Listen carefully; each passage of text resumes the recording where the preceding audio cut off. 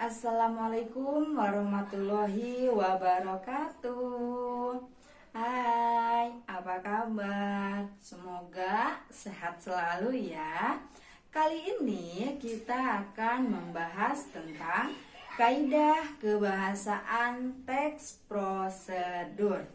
Tapi sebelum kita lanjut ke materi, bagi yang belum subscribe, jangan lupa klik tombol subscribe-nya, kemudian like videonya dan share ke teman kalian, saudara kalian, atau siapapun di luar sana yang membutuhkan materi tentang kaidah kebahasaan teks prosedur.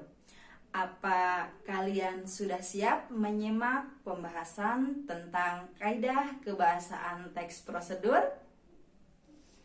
Ya. Kaidah kebahasaan teks prosedur. Nah, pada video sebelumnya kita udah bahas bersama-sama tentang struktur teks prosedur. Kali ini kita bahas tentang kaidah kebahasaan teks prosedur. Yang pertama, penggunaan kalimat perintah. Ada yang tahu apa itu kalimat perintah?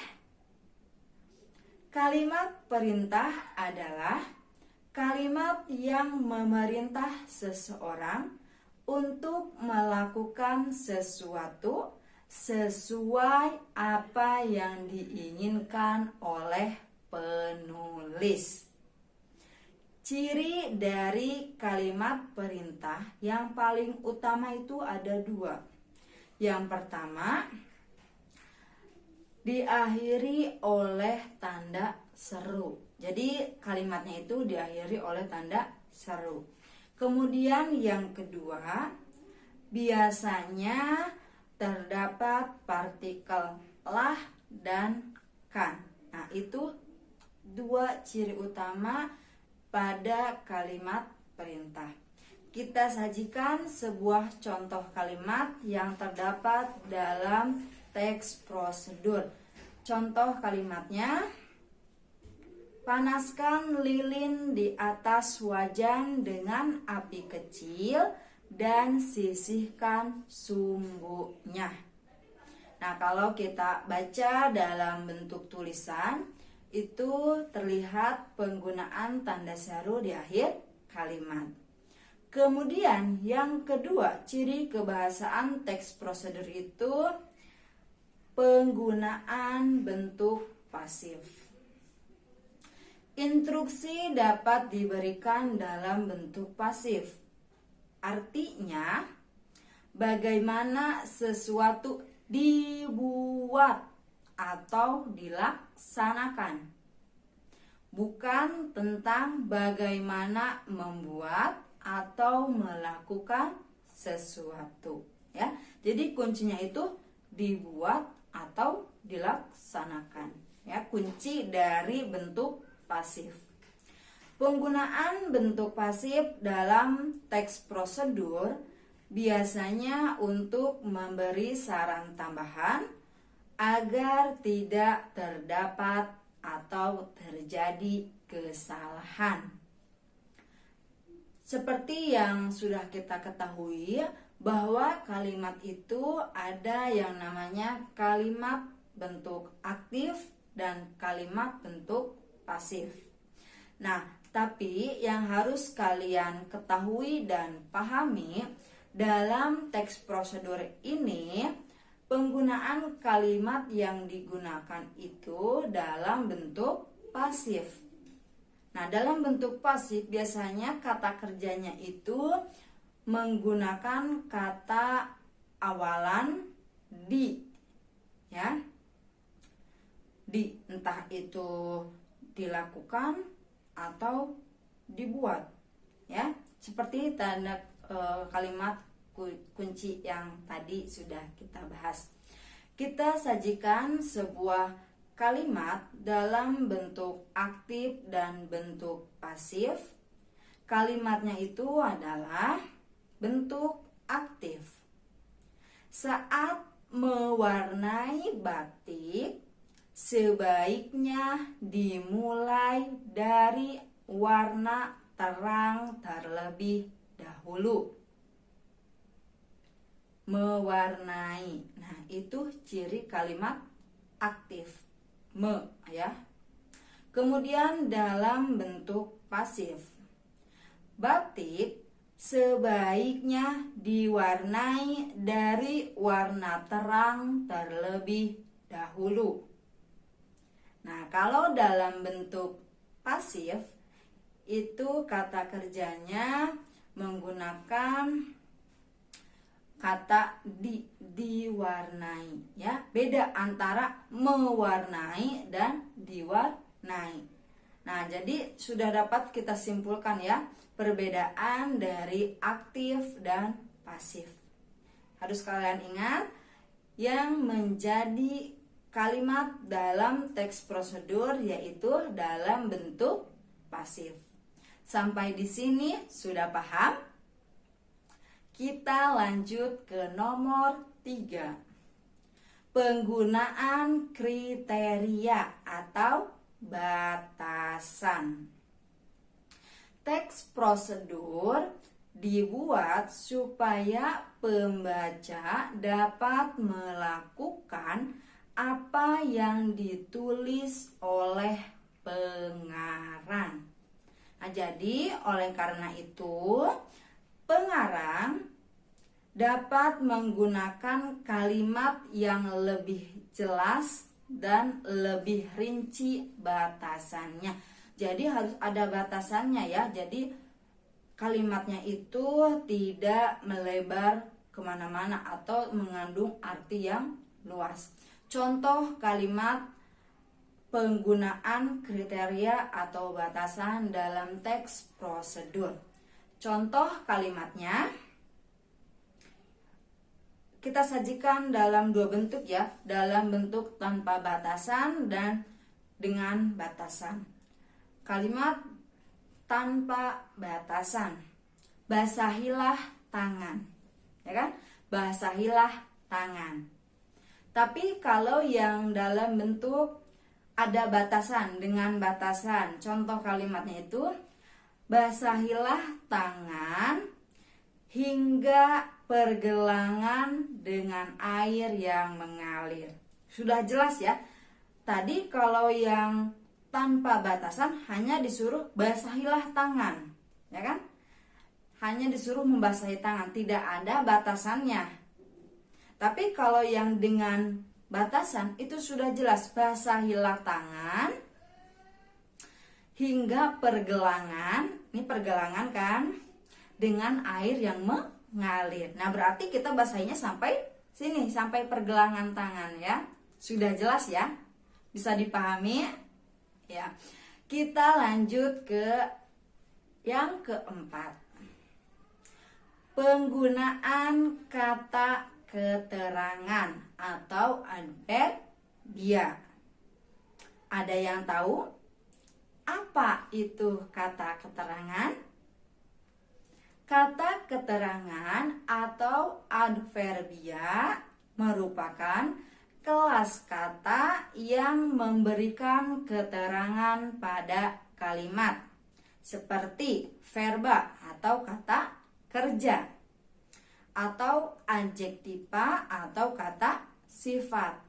Nah, beberapa keterangan yang sering digunakan dalam teks prosedur ada keterangan cara, ada keterangan alat, dan ada juga keterangan tujuan.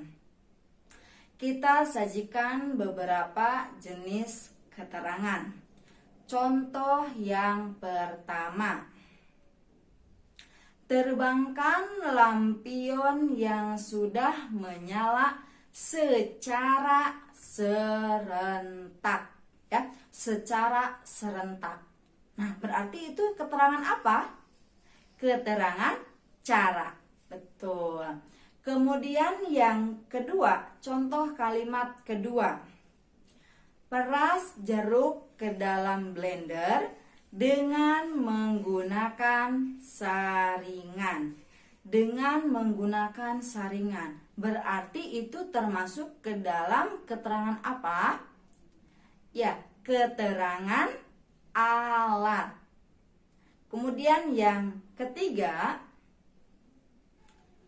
contoh kalimatnya, perendaman sebanyak 2 kali sehingga warna yang terdapat pada kain dapat timbul.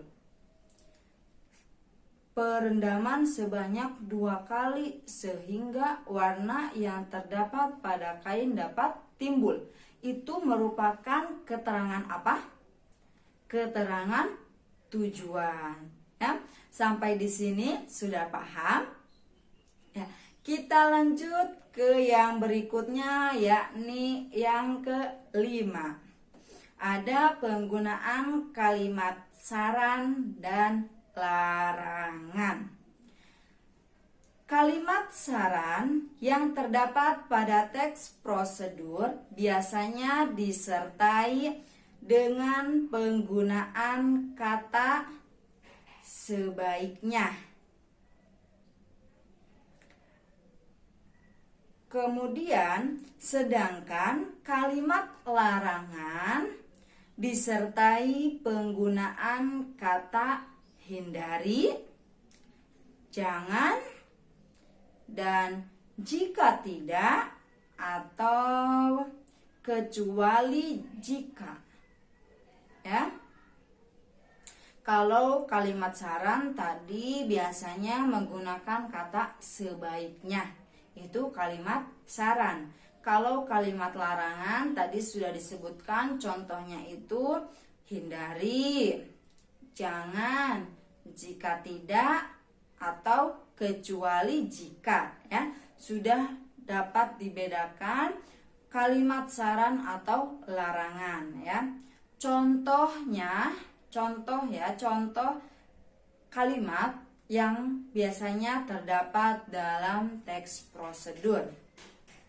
Sebaiknya ketika membatik motif dilakukan dengan hati-hati.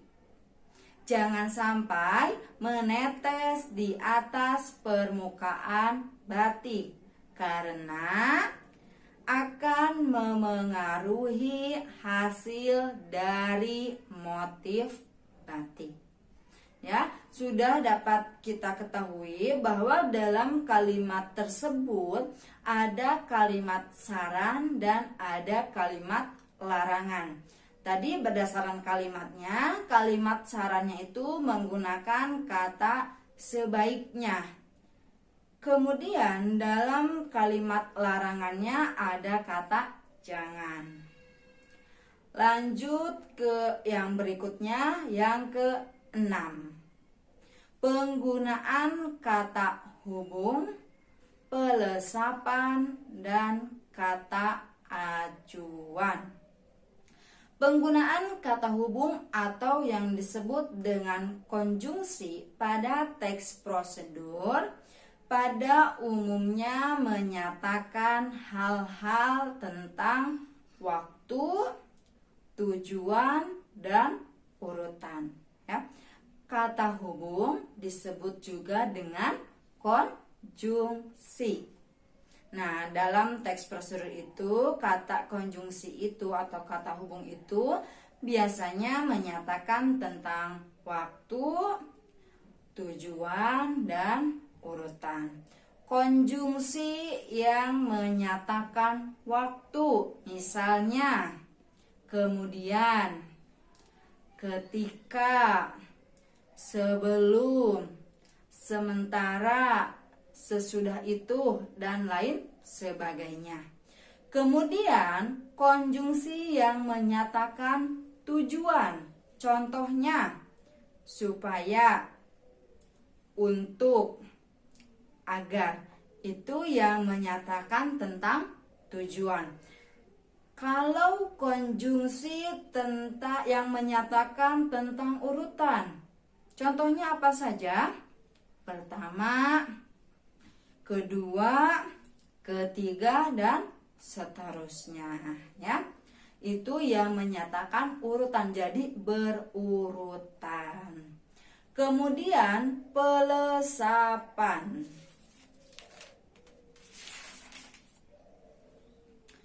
Ada kalanya seorang penulis mengulang-ulang penggunaan kata hubung. Nah, oleh karena itu perlu dilakukan pelesapan. Apa itu pelesapan? Pelesapan merupakan penghilangan bagian tertentu yang sama dan sudah disebutkan sebelumnya, ya, supaya tidak terus-menerus terjadi pengulangan kata. Makanya perlu dilesapkan atau tidak perlu dituliskan atau disebutkan. Contoh kata pelesapan, ya, contoh kalimat yang ada pelesapan. Kemudian tuangkan sabun ke telapak kanan 2-3 tetes. Kalimat berikutnya, gosoklah secara perlahan dengan gerakan memutar 4 ruas jari tangan yang lain hingga sabun berbusa, dan lakukan secara bergantian. Nah, teks tersebut, ya, kita lesapkan, kita tidak ditulis kembali, tidak dibaca kembali, karena sudah jelas, ya. Tadi kan kalimat pertamanya gosokkan sabun ke telapak tangan 2-3 tetes, ya kan? Tuangkan. Suruh menuangkan sabun 2-3 tetes ke telapak tangan. Nah, kemudian kan gosoklah. Nah, kita sudah paham yang digosok itu apa? Yakni sabunnya disuruh digosok, ya. Itu gunanya pelesapan. Nah, pelesapan ini biasanya terdapat pada kalimat majemuk rapatan atau gabungan kalimat tunggal karena subjek, predikat, dan objek sama, sehingga bagian yang sama tersebut disebutkan hanya satu kali, ya. Itu tentang pelesapan. Nah, kemudian yang terakhir, penggunaan akhiran i dan kan. Akhiran i dan kan. Berarti yang namanya akhiran letaknya ada di akhir. Akhiran i digunakan pada objek yang tidak bergerak. Sedangkan akhiran kan digunakan pada objek yang bergerak. Jadi fungsinya itu berbeda antara akhiran i dan akhiran kan. Kalau akhiran i digunakan pada objek yang tidak bergerak, sedangkan akhiran kan digunakan pada objek yang bergerak. Contohnya, ya, contoh akhiran i. Tadi akhiran i itu digunakan pada objek yang tidak bergerak.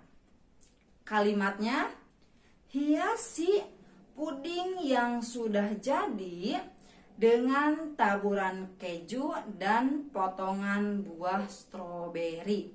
Hiasi puding yang sudah jadi. Itu yang menjadi objeknya apa? Puding. Puding bergerak atau tidak?